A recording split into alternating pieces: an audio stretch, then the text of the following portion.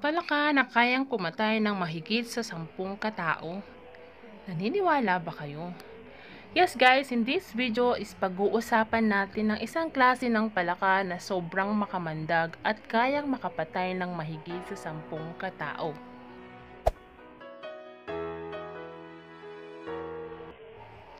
Mga lucky colors sa gabi ng bagong taon.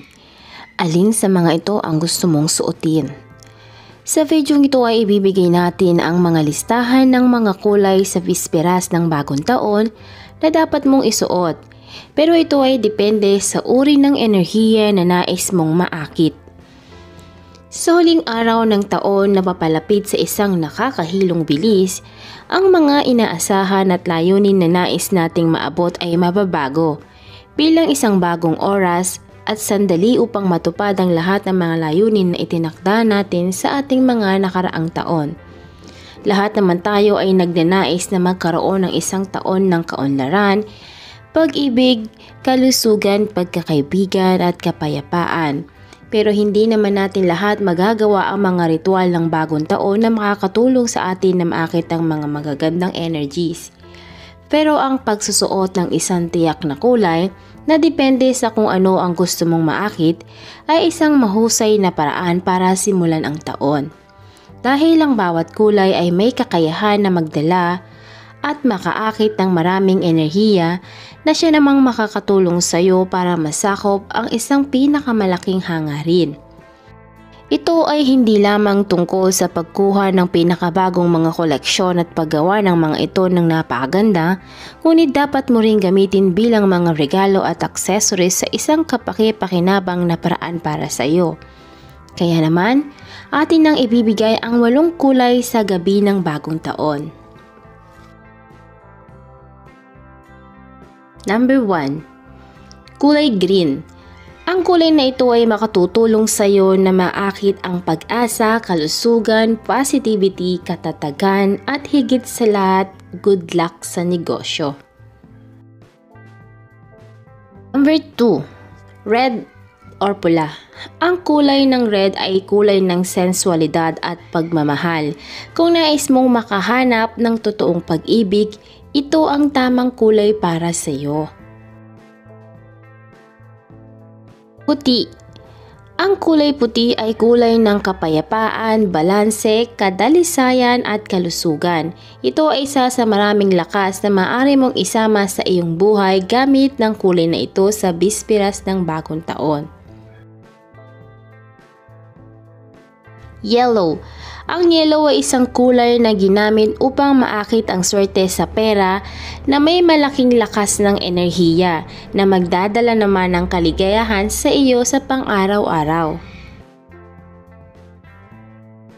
Purple.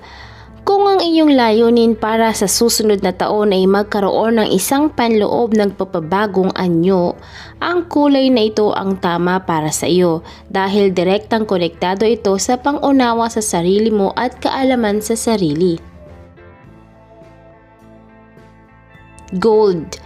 Kung ang mga huling buwan ng kasulukuyang taon ay hindi masyadong matagumpay sa larangan ng pera, ang kulay na ito ay magiging perpekto para sa iyo, tumawag ng pera at yaman. Silver. Gusto mo ba ng isang bagong taon na may bagong emosyon, masaya at tagumpay? Kung ganon, ang kulay silver or pilak ay magiging tama upang tanggapin ang iyong bagong taon. Tughaw. Pagkakaisa at katahimikan ay ilan lamang sa mga energies na maaari nating maakit kapag ginamit ang kulay na ito sa pagtanggap o pagsalubong ng bagong taon.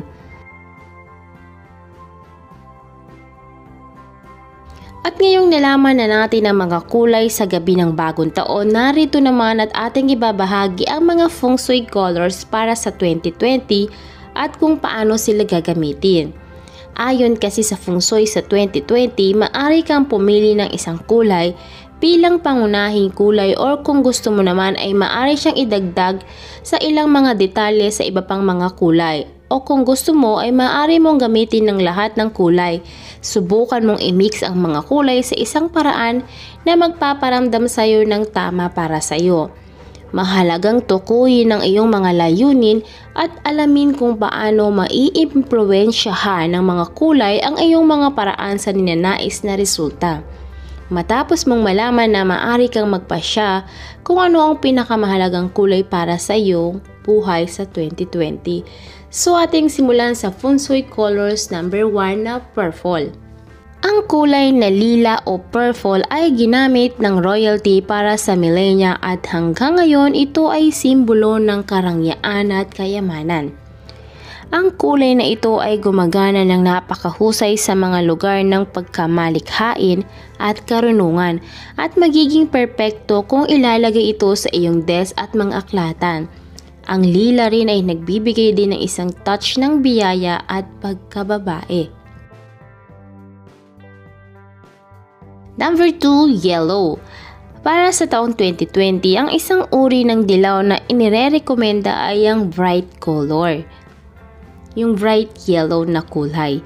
Ang kulay na ito ay may kapangyarihan upang mapabuti ang ating mood kaagad at perpekto ito kapag nakakaramdam tayo ng kalungkutan. Isinasalin din ng dilaw ang kagalakan at pagkakaibigan. Kaya kung pipiliin mo ang mga bagay na kumakatawan sa mga bagong ideya at pakikipagsosyo, ikaw ay gumagawa ng isang mahusay na trabaho. Number 3, white. Itinuturing ng mga injik na ang puti ang perpektong kulay. Ito ay isang simbolo ng kalinawan, kalinisan at moralidad. Inirekomenda ang paggamit ng puti para sa mga kapaligiran kung saan ka pupunta kapag naramdaman mong natigil at nangangailangan ng isang pag-reset upang magsimula muli. Ito rin ay isang kulay na nauugnay sa elemento ng metal. Next color natin na Feng Shui colors ay ang gray. Ang gray ay isa sa pinakamahalagang mga kulay ng Feng Shui para sa 2020 na malakas na kumakatawan sa metal. Ang kulay na ito ay isang neutral at isinasali ng kompromiso, kabigatan at karunungan. Ito rin ay isang perpektong pagpipilian para sa mga tanggapan at lugar kung saan isinasara mo ang mga deal sa negosyo. Kapag hinahalo sa malamig na kulay lila at may tone ng asul ay nagbibigay ito ng isang friendly impression para sa iyo. Kulay blue or bughaw. Sa kalikasan, asul ang kulay ng dagat at kalangitan. Ito ay kumakatawan sa pagkakatugma, magaan at kapayapaan.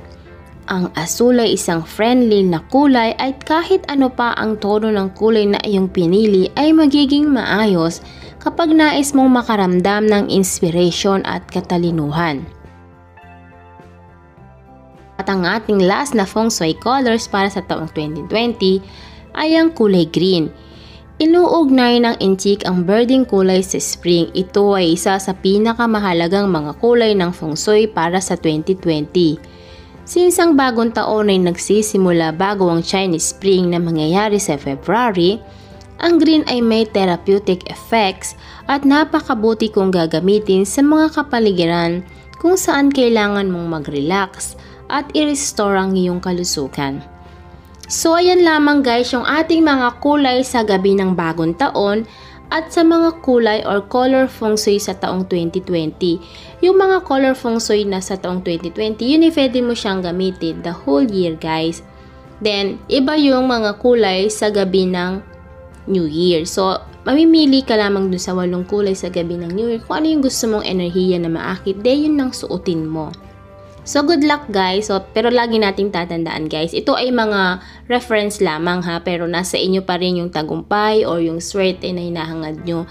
Basta magsisikap ka, tulungan mo yung sarili mo para umangat. Okay guys, good luck.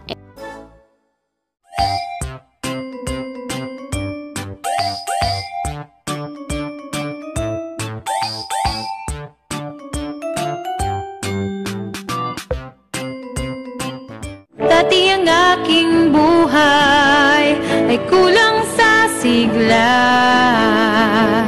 Gandang taglay ko ay hindi nila makita. Ngunit nang ikaw ay makilala, ang beauty ko'y nililingan na.